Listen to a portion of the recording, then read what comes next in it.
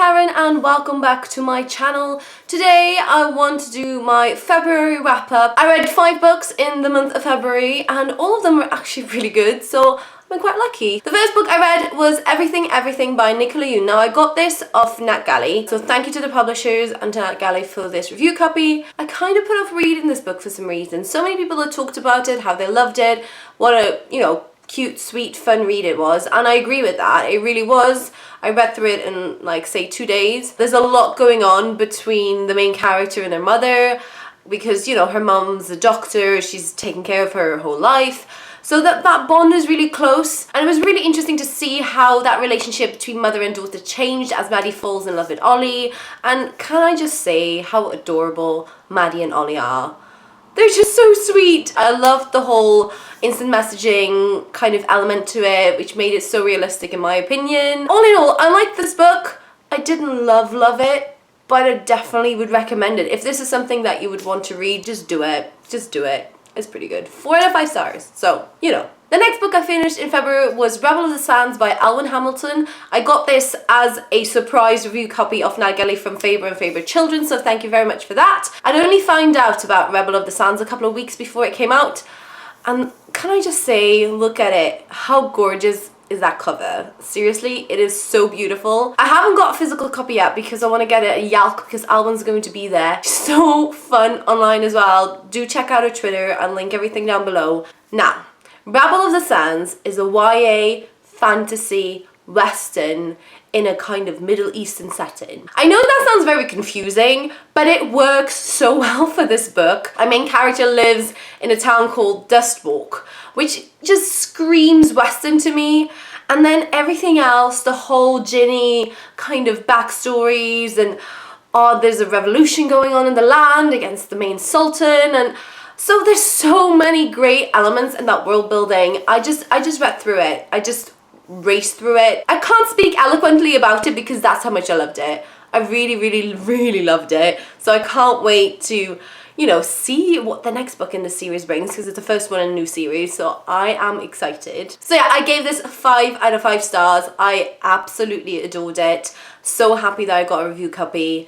Cannot wait to meet Alwyn in person finally. If you like westerns, if you like Vengeance Road, this is kind of like a western but with a really cool kind of fun twist, and it's got some magic in it as well, which is pretty cool. So do check it out. I highly recommend it. It was really one of my favorite reads so far of the year. The debuts for this year are really like slinging it out of the park for me. I don't even know what's going on there. 2016 debut authors, what is your secret? Tell us. The next book I finished in February was Blackhearts by Nicole Castroman. I've already talked about this book in my 2016 debut releases I was super excited about, and this book did not disappoint. This was a full, wholehearted 5 stars for me. This is a Blackbeard origin story. It does not take place on a ship. I know a lot of people seem to be like disappointed about it, but it was like Blackbeard origin story, so it's kind of about his life before he became Blackbeard.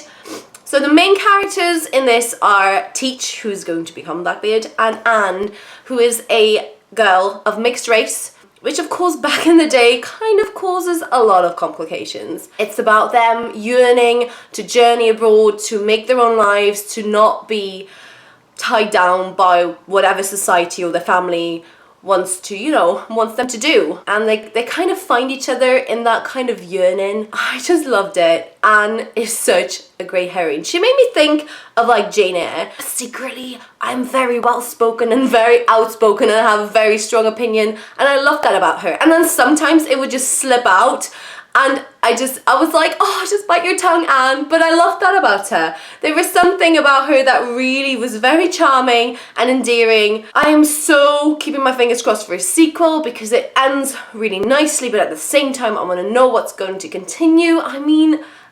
When Teach set foot on that ship and somebody finally called him Blackbeard, I squeed out loud. I really did. I was so excited. It's such a sweet romance as well. I am liking all the romance these days. I really am. So this definitely, yes please. The next book I finished in February was Eve the Awakening by Jenna Moreci. I've talked about her before in my self-published authors Top 5 Wednesday video, and I am so happy I finally got around to reading this one because holy bug gods, This book is awesome. It has so many cool things. This book is about Eve, who's a chimera, and the chimeras are actually further evolved humans. They're widely despised in society. So this is about her trying to find her way as she goes off to Billington, which is her university. But there's one problem. There's these aliens called interlopers who are kind of picking up the chimeras to try and get their gift. Every chimera has like a telekinetic gift. So it's kind of about her trying to survive and then finally making the decision to fight the interlopers. I probably don't even explain it very well. You should just all go check out Jenna's channel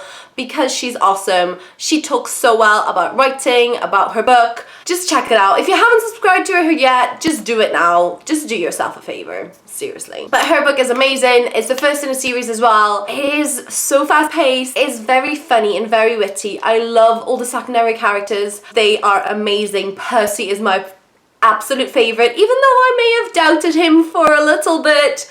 But he is my favourite. He's so funny. If you want a sci-fi novel with lots of fights and blood and badassery and some great little romance and tension and a couple of good kisses, then Eve the Awakening is totally a book.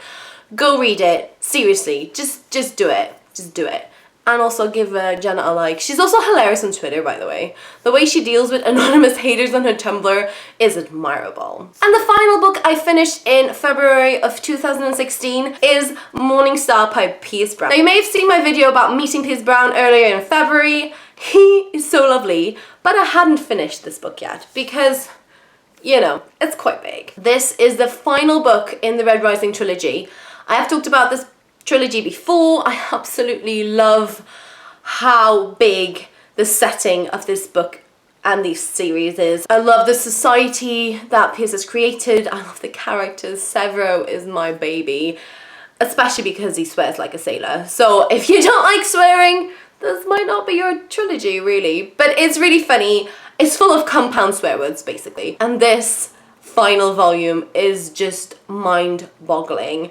There were so many twists and turns. I did not know where we were going to end up. I feared for every single character's life at all time. I was a wreck basically when I finished this. I just wanted everybody to be alive, but you know, the previous book showed us that Pierce does not believe in taking care of his babies. Pierce believes in the randomness of war and just killing them off mercilessly and then laughing when you're traumatized. He literally laughed at me on Twitter for being traumatized. I was like, thanks, Pierce. Thank you, dude. But that is the kind of person I want to write these kind of books though, because they just take you on a ride and just don't let go until you're done. So that's it for today, guys. Do let me know down below in the comments which books were your favorite in February, because, you know, I always need more books to read, don't I? Thank you so much for watching. Don't forget to subscribe and I'll talk to you all very soon. Bye.